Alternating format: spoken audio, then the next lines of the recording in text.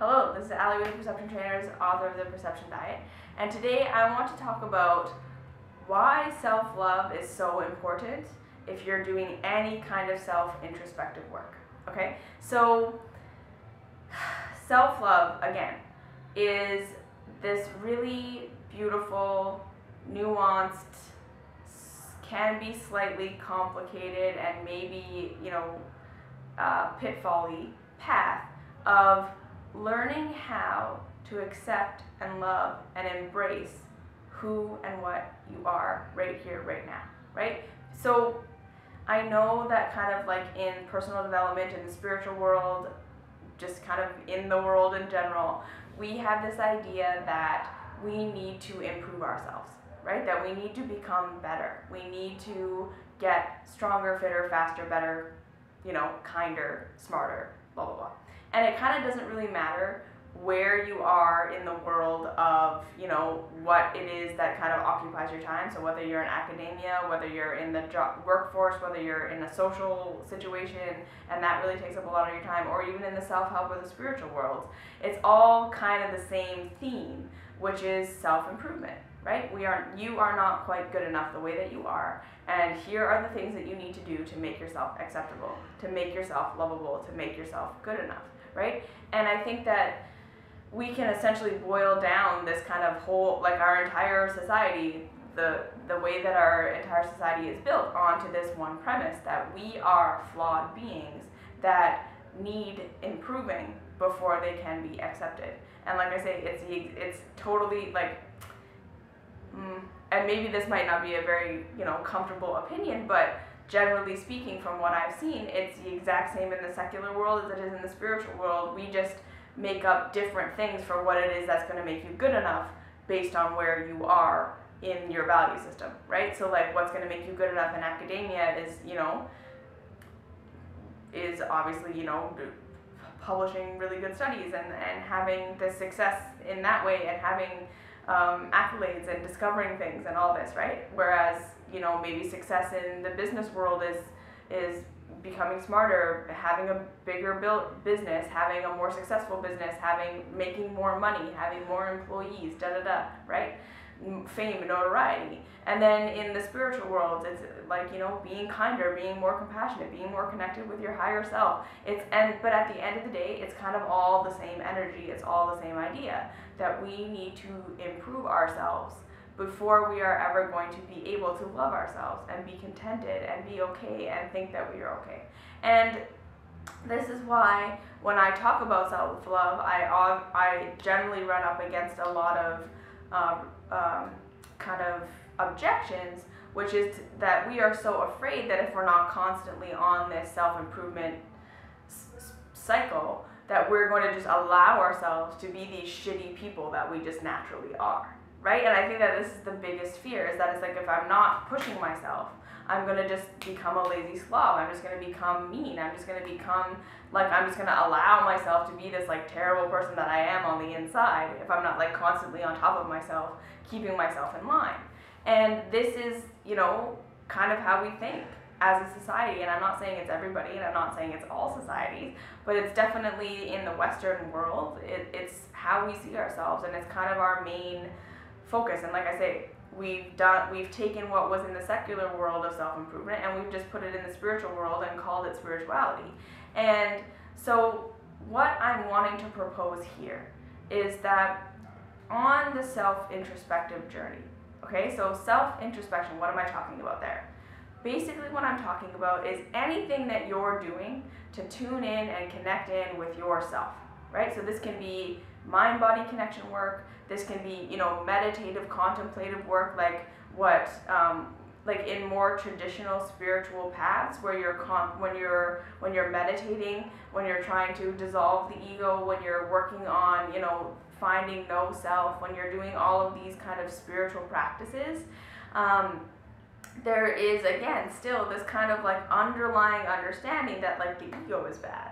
And that there's a part of you that is evil, and a part of you that is wrong, and a part of you that's not good, the part of you that is sinful, and it needs to be eradicated, it needs to be ignored, it needs to be suppressed, it needs to be gotten rid of. And and I know this because I've done this, okay? I've been on that path. I know what that's like when you're sitting in meditation and you're just like beating up on yourself about everything that you do.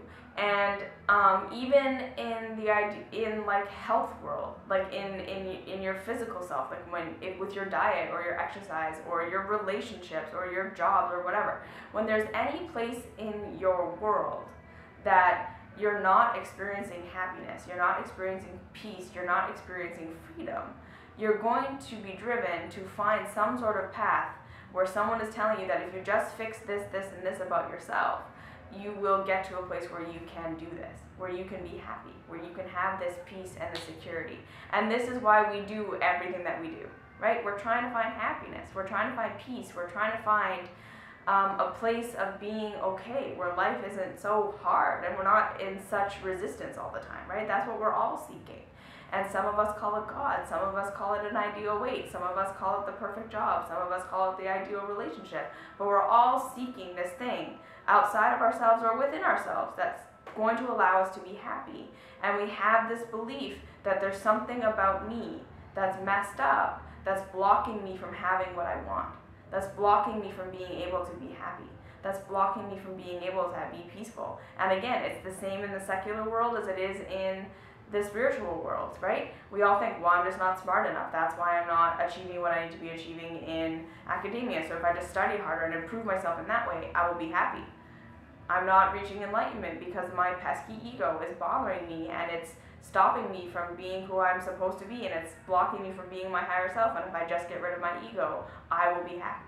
It's the same thing everywhere, okay? And we all have it, right? So this is what I'm wanting to say here today, is that I believe, and this is just from my own personal experience, and I 100% am just inviting you to test this out for yourself. If you completely disagree with me, great, that's perfect. That's fine. If you disagree with me, I'm happy about that. But if you resonate with what I'm saying here, this is the kind of the invitation I want to offer you.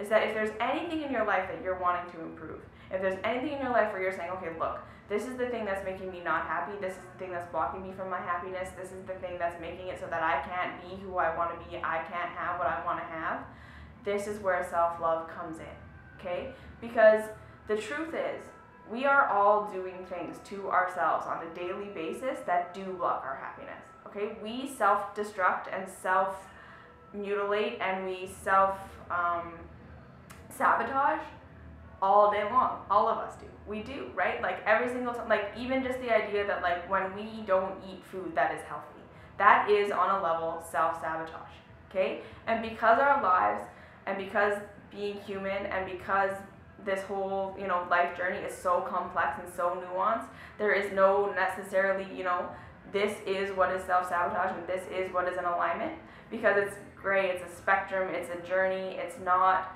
this is how it is. However, like I say, we're all doing things on a daily basis that are from a place that is not coming from love, that is not coming from I know who I am and what I am and this is just my path, that we're coming from this place of I am fundamentally messed up, and it drives us to do things to ourselves that hurt us, okay? And then when we go in to change, okay, so this is across the board. If you're someone who's like, okay, I need to fix my diet, I need to fix my food habits, I need to fix what's going on with me physically, I don't know why I can't eat healthy, right? But when you, but you're upset with yourself about it, right? I'm messed up, there's something wrong with me, I'm broken, I am addicted to food, there's all these things that are wrong with me, and this is why I can't do this, right? So I need to go in and figure out what's wrong with me before I'm ever going to be able to move forward, right? When we go in like that, that is not going in without self-love. That is going in self-introspection with the idea of finding what's wrong with me so I can fix it, right? In spirituality, I'm going to go in, I'm going to find my ego, I'm going to realize all these things that are wrong with me that are not in alignment with my higher self, and I'm going to just like point all of them out inside myself, and I'm going to try and figure out why they're there and what they're doing and so I can be happy. But guess what? When you go in like that, that is where the subconscious and the shadow, we hide from ourselves. Okay? So the concept I'm trying to get across here is this. You are perfect. You are your higher self. You are completely who you want to be already, okay?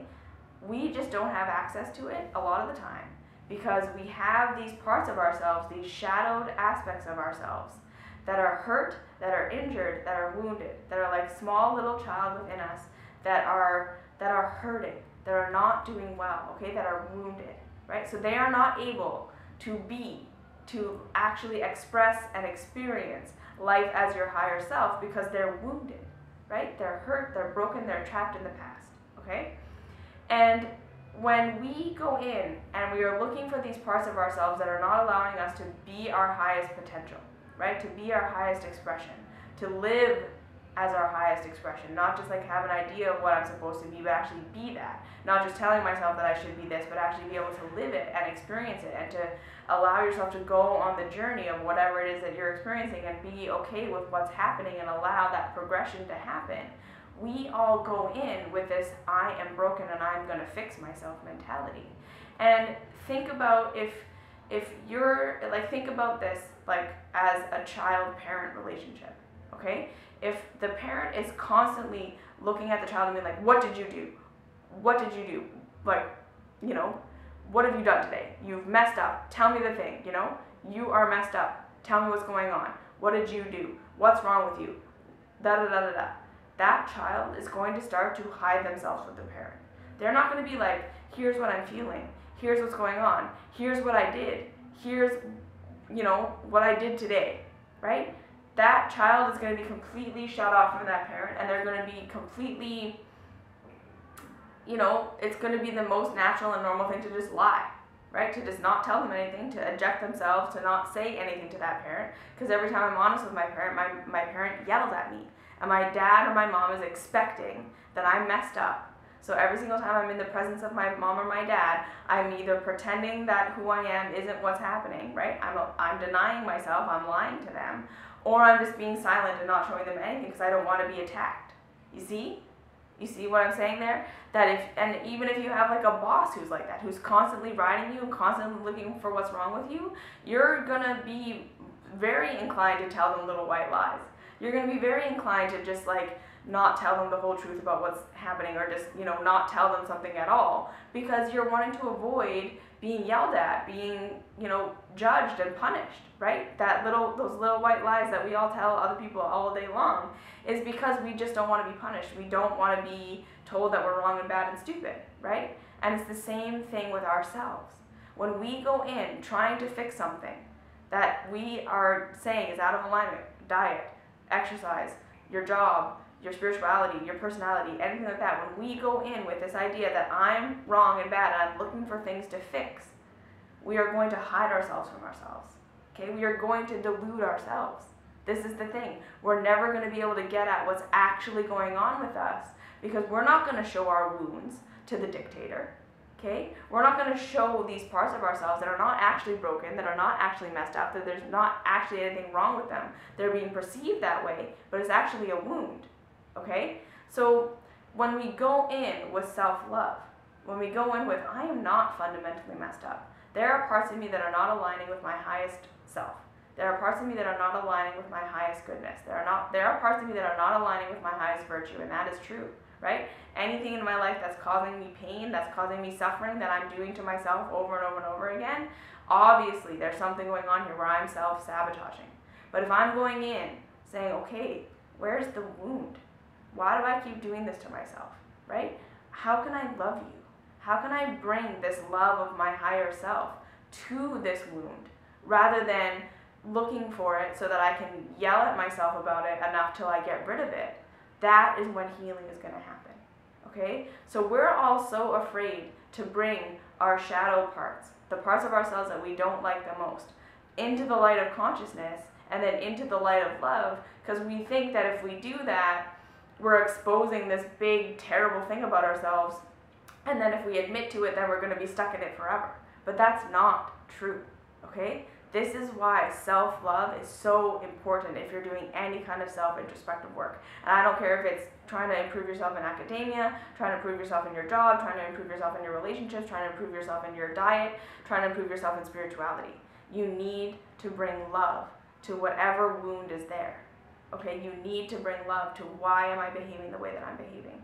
Why am I doing what I'm doing? Why am I not able to have the success or the experience that I want to be having?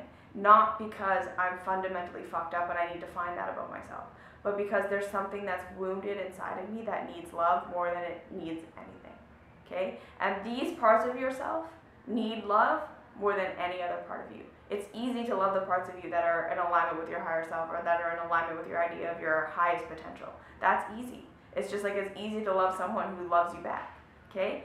But true, real love, deep love, self-love is saying, okay, there are a bunch of wounded parts of me too that are causing me to self-sabotage because they are stuck in a past. They're stuck in pain and in sadness and in fear and in judgment, and they need love more than anything. Okay? So anytime you're trying to change yourself, you need first to go inside to figure out what's going on. Okay? Because you can't change what you don't acknowledge, right? Everything that's happening within you, you can be aware of, but you're gonna hide it from yourself if you're going in with the laser pointer. Okay? You're always going to evade your own, like, being truthful with yourself so that you can actually do something about what's going on with you if you're going in with the intention of fixing you because you're messed up. Okay? If you really want to make, like, fast changes towards being your higher self, your most, huge divine expression, go in with love, with self-introspection. Go in looking for the things to love, not looking for the things to hate or fix. Okay? So I just want to offer that. Give that a try. See what happens. If you have any questions, comments, concerns, please leave them down below. I love hearing from you. If you want to find me on Facebook, Perception Trainers, find me on Instagram, ally_Perception Trainers, and I'll see you in the next video, hopefully loving yourself a little bit more. Okay?